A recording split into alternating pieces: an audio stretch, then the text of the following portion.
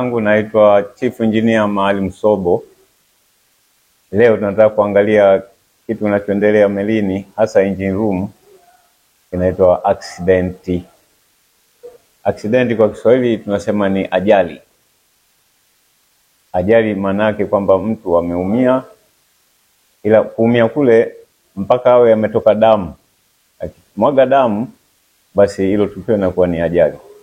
Kama tukio hilo likatokea na mtu akawa hajatoka damu, kwa maana hiyo hajaumia, kwa hiyo ajali inapunguza uzito wake, inaitwa tukio la hatari, kwa maana haijafikia kwenye ajali. Lakini mara nyingi melini mazingira yake ni hatarishi, kwa maana hiyo ajali ndio kitu ambacho tunategemea mara zote inatokea. Kwa hiyo tunasema ajali iko nje melini. Ajali ziko za sura nyingi tu, lakini leo tunataka kuangalia kitu gani hasa kinasababisha ajali. Sababu kubwa ya ajali melini ni binadamu mwenyewe, yeye ndo anasababisha ajali.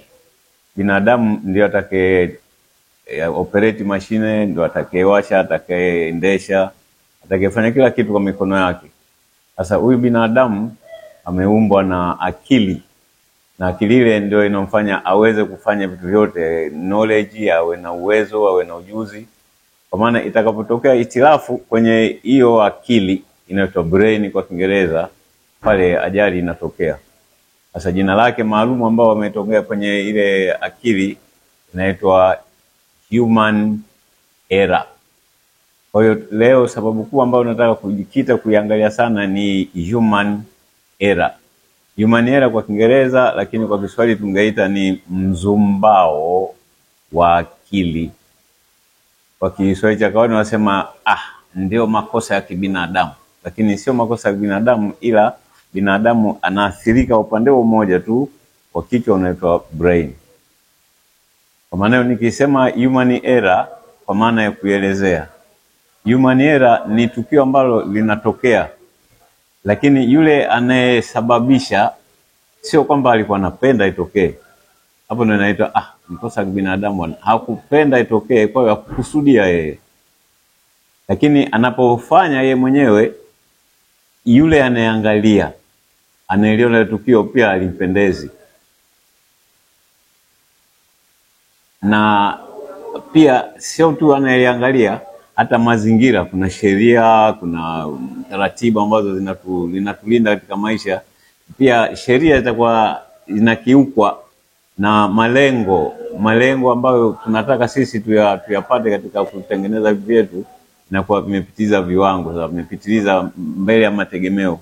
Kwa hiyo matukio hayo matatu yakiwepo, hiyo ndio inaitwa human error. Ni kwamba mwenyewe aliyefanya kutarajia kwamba itatokea huko, na watu wanaoliangalia wanalibeza, na sheria zinazotulinda kwenye maisha zinakulaumu, then unafanya kitu kinaitwa human error. Kwa hiyo human error kwa kifupi ni deviation. Deviation maana yake ni kutoka nje ya reli. Naitwa hivyo, kutoka nje ya reli. Katika mstari ambao ulitakiwa ukae, wewe umetoka. Deviation from nia yako sio hiyo, na wala mategemeo yako sio hayo, na wala ile kupenda kwako sio hiyo. Kwa maana kama umefanya kitu akikuwa katika mategemeo yako, akikuwa katika malengo yako, akikutokea katika vile unavyotaka, hapo umetengeneza human error. Kwa hiyo human error kwa kuielezea ndio kama hivyo. Lakini human error sio tu eti binadamu matendo yake, lakini pia mazingira yake. Mazingira yake, je, yanampendelea kufanya mambo yanayotaka yeye? Mazingira pia yanaanza kutoka kwenye reli. Pia human error sio tu kwa sababu mazingira, lakini vyombo, inaitwa tools, unavyofanya kazi vinakuruhusu wewe kupata matokeo chanya, matokeo ambayo wewe umeyatarajia. Vyombo vya kufanyia kazi, pia kazi yenyewe ilivyoletwa kwako wewe mtendaji, umeielewaje? Kwa maana hiyo human error sio tu kwa sababu eti binadamu amehusika pale, lakini mazingira yake pia yanasababisha accident. Mfano mmoja tu mdogo, engine room, kama mtu anaenda kufungua nati alafu anachukua spana akavuta hivi ile nati ikachomoka, huyu jamaa anaenda kuumia, ametengeneza accident. Lakini accident ile imetokea nini? Kwa sababu labda kile chuma chenyewe kilikuwa kimeoza na yeye kuangalia, pengine ile spana yenyewe haikuwa sawa sawa. Hiyo ni human error. Human error, mfano mwingine tunaendelea, anasema hivi, human error kama vile umeme, umekamata umeme, unaitwa electric shock. Ukishika umeme sio kwamba umekusudia, labda unataka kuwasha tu afu wewe umeme ukupitia, hapo umetengeneza human error. Lakini human error ingine, labda umepita mahali pana oil engine room afu ukaikanyaga ukateleza, pale vile vile panaitwa umetengeneza human error. Sasa human error ni matokeo yanayotokea kwa binadamu bila yeye mwenyewe tarajia. Kwa hiyo tunaenda kuyapanga katika mpangilio inaitwa classification. Na mpangilio wa namna gani? Vitu utakavyofanya wewe vinasababisha hatari vinaitwa unsafe act. Unsafe act maana yake umetengeneza kitu hatua salama, kimetokea kwenye hatari. Kwa hiyo tunaenda kuifanyaje? Tunaenda classification ya human error. Hapa naingia kidogo kwenye utaalamu. Classification iko A, B, C, D classification. Lakini tunachokiangalia kijumla nasemaje? Tunaangalia mawazo yakoje. Tunapofanya kazi tumeelekezwa namna ya kufanya, kwa maana unatakiwa unazingatia maelekezo, unazingatia procedure. Na sasa kuna wakati akili inatoka kwenye yale maelekezo, pale inaitwa sleep. Akili imesleep, yani imetoka kwa momentary, kwa wakati mfupi tu, labda sasa mimi nafikiria kitu fulani afu kitu kingine kinaingilia kati, pale nimesleep, akili imesleep kidogo. Lakini unapokuwa katika labda unaendesha meli, labda unatengeneza mashine inawaka, ikisleep kidogo, concentration imepungua. Kama sababu ya accident ni kwamba akili yako imesleep, imepunguza concentration, basi hiyo itakuwa ni class A. Ukutegemea na wala ukutaka hiyo hivyo, ila akili yako imezubaa kidogo tu. Lakini class B wanasema lapse. Lapse maana yake nini? Inakuwa kama vile imeingia mzumbao, akili imeondoka au imeingia giza kwa muda mfupi tu, wanasema lapse. Sasa pale kuna nini pale? Kinachofeli ni ile memory, kumbukumbu inapotea kwa muda mfupi alafu inarudia tena. Lakini huo muda mfupi ambao inapotea, chochote inaweza ikatokea. Kwa maana hiyo ni klasi B. Klasi C, hapa kuna neno inaitwa mistake. Na mistake, watu wote tunafanya mistake, nasema it is your mistake. Lakini mistake ni nini? Mistake, wewe umefanya kitu unakusudia kukifanya hicho kitu. Kwa maana ukikusudia, nakusudia kufanya nini? Intentional, nimekusudia kufanya kitu, lakini sio kwamba nataka kilete madhara makubwa. Nataka nifanye kitu kisilete madhara makubwa. Labda nataka kufanya kidogo tu ni mdanganye mwenzangu. Kumbe ninapofanya hivyo matokeo yake kinaenda kwenye accident. Kwa hiyo nimetengeneza mistake. Ile ni knowledge, like kwamba my knowledge has been ule ufundi wangu uliosoma kidogo umeteteleka. Hapo ndo inaitwa mistake. So, mistake manake umefanya kitu ambacho wewe unakijua, lakini umekifanya ndivyo sivyo. Hiyo inaitwa mistake. Lakini kingine kinaitwaje? Violation. Zote zinapeleka kwenye accident. Violation maana yake nini? Naenda kumtegea mtu. Accident mpaka itokee kwenye kumwaga damu. Sasa naenda kumtegea mtu, nikifanya hiki hapa, kama akifanya vinginevyo italipuka. Akilipuka maana yake tayari ameharibu. Hiyo inaitwa accident, lakini umefanya makusudi. Kwa maana class D ni human error ambayo wewe mwenyewe unaifanya. Isi error kwa nini inatoka kwenye matokeo ambayo sio sahihi, sio kwamba yanapendwa ndio inaitwa human error. Sasa tukikaa kazini, tukifanya kazi, tunatakiwa tuconcentrate ili tuondoe accident. Lakini concentration mara nyingi sasa inakosekana. Kitu gani sasa kinachangia mchango wa human error? Ni mambo mengi sana, lakini ni mazingira na vifaa vile ambavyo tunafanya kazi. Sasa mazingira yanapelekea wapi? Mazingira yanapelekea kwenda kuathiri memory. Sababu za human error ziko nyingi sana, lakini tukiwa marini sisi na kitu tunaita contract. Contract ni makubaliano ya kazi. Makubaliano ya kazi kwa maana wewe umesaini kazi, unaenda kuifanya kazi kwa muda fulani. Kuna muda maalum wa kukaa melini, na walioanzisha meli wamejua. Zamani ilikuwa muda mrefu, miezi 9. Lakini ilikuwa inapelekea kwenye accident nyingi kutokea kwa sababu vitu vilikuwa vinaingiliana kichwani. Kwa hiyo contracts zinapunguzwa. Sasa hivi contracts ziko miezi 6, ziko miezi 2, ziko miezi 3 kwa sababu wamezingatia ukikaa sana melini akili yako inaanza kuingia wasiwasi. Kwa hiyo tunaenda kuangalia nini? Sababu gani inakufanya upate mzumbao wa akili? Causes of human error. Kabisa nasema training. Kama hujawa trained, ina maana utafanya makosa, ukuyafanya, ukuyapenda uyafanye, lakini umeyafanya kwa sababu kujua. Lakini lingine inakuwa ni stress. Stress manake unaitwa usongo wa mawazo. Usongo wa mawazo unakujaje? Muda mrefu wa kufanya kazi. Kwa maana hiyo waliotengeneza kazi ajira, ndio maana wameweka huyo mtu anaitwa ILO, International Labour Organization. Anasemaje?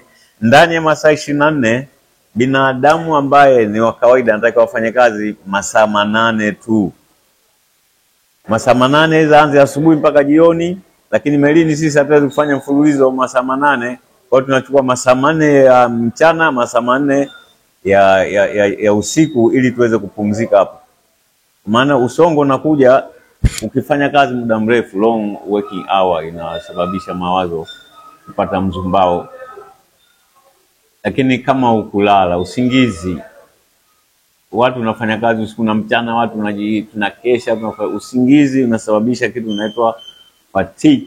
Fatigue ni kwamba sasa akili imeelemewa, concentration inakuwa hamna, imeelemewa, hata kumbukumbu inapotea, imeelemewa, hata unachokijua pia unaenda kufanya sivyo ndivyo. Lakini sababu nyingine, usivamie kazi bila kujifundisha. Training. Watu wana training ndogo sana alafu wanaenda kufanya kazi hiyo, mara nyingi wanatoka kwenye accident. Unasema ignorance. Unafanya kitu ambacho wewe mwenyewe ukijua, unamwona mtu anakifanya, wewe unataka kujaribu. Hujapata training pale unaweza kukosea excel. Lakini inexperience sio mzoefu. Unatakiwa ufanye kazi, wanasemaje? Kadiri unapofanya kazi hiyo kitu unakizoea zaidi. Ukizoea zaidi unapata experience. Kama unaenda kukivamia kitu eti umekijua juu tu, hujakizoea, ni rahisi kufanya accident, na inachangia accident ambayo inagusa kwenye human error.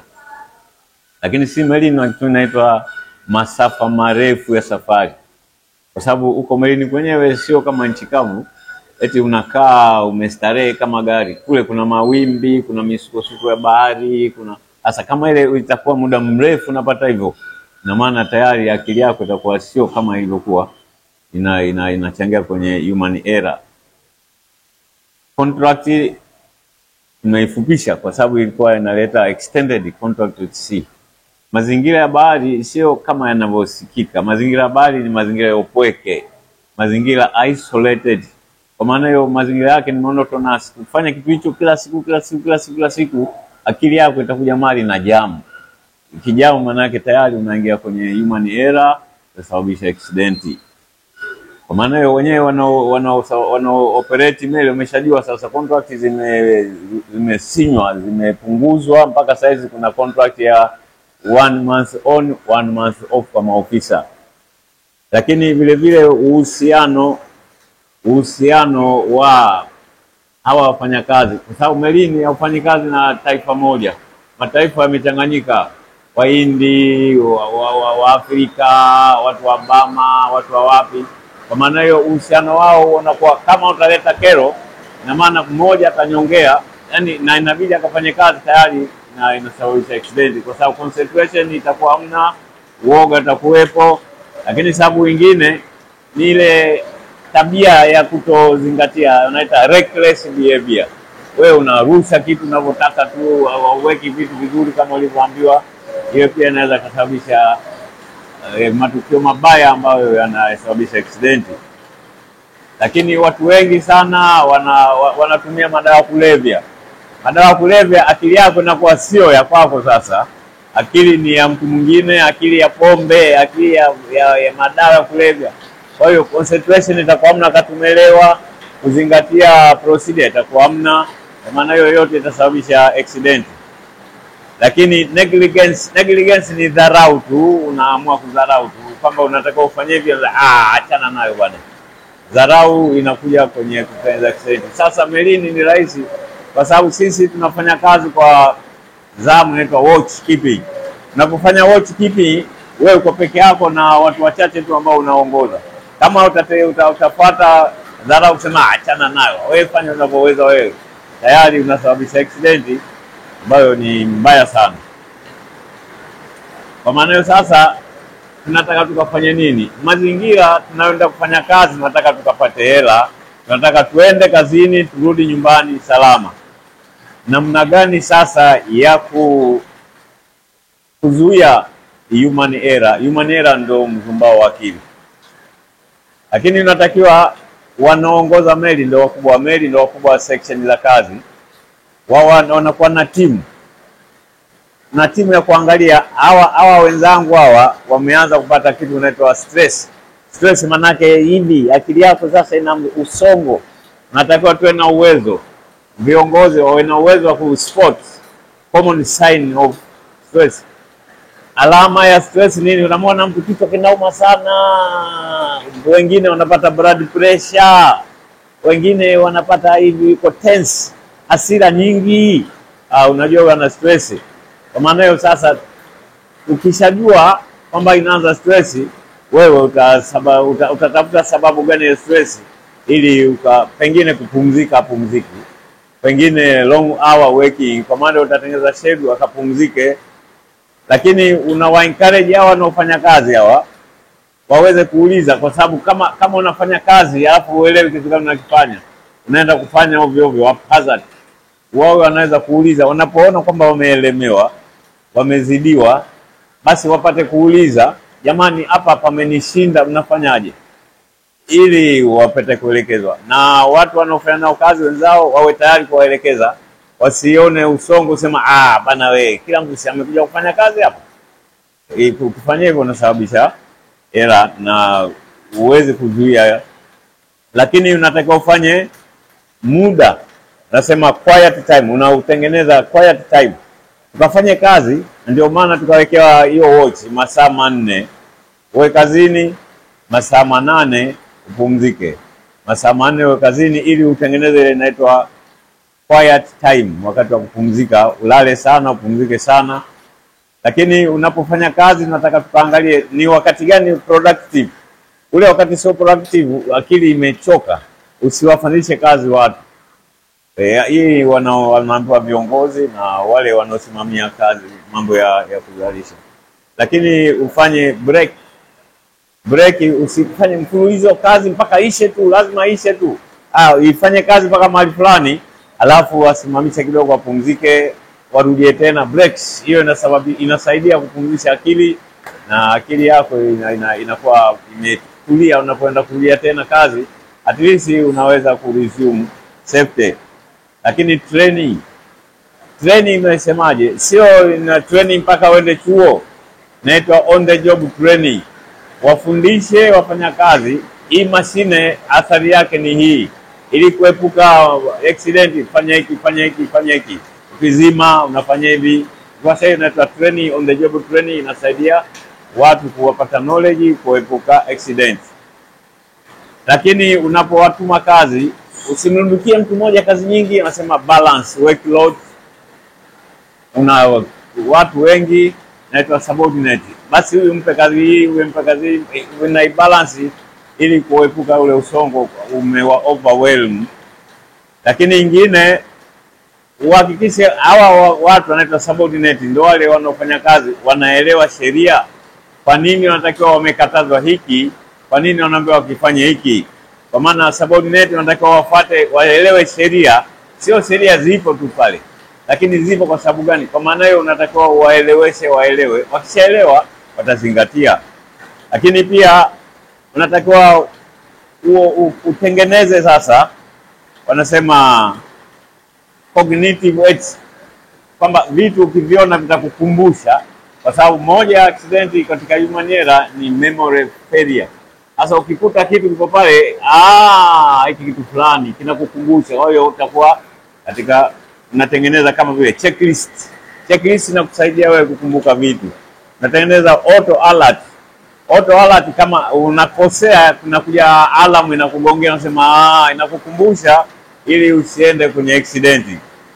Lakini maeneo ambayo yanakuja kutengeneza human error ni yapi? Unatakiwa identify melini ili yasije wakaingilia hapo wakaenda wakafanya hayo makosa katika accident.